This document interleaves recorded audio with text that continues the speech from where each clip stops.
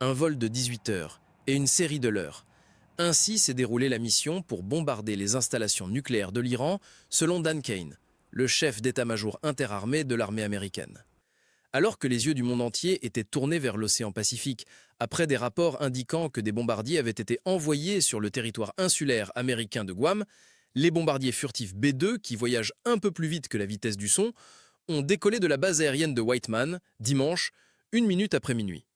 Ce n'était qu'un des stratagèmes, selon le récit donné par le Pentagone, un leurre pour détourner l'attention des vols ultra secrets qui se dirigeaient directement vers l'Iran, au-dessus de l'Atlantique.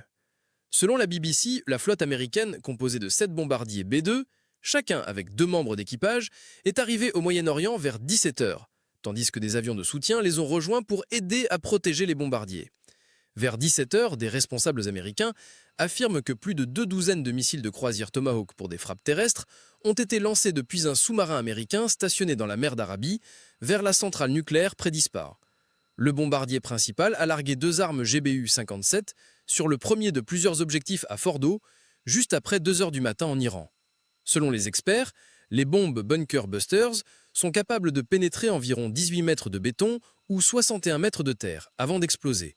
Cela signifie que c'est la seule bombe au monde capable d'atteindre la profondeur des tunnels dans l'installation de Fordo, qui est estimée à 80-90 mètres sous la surface.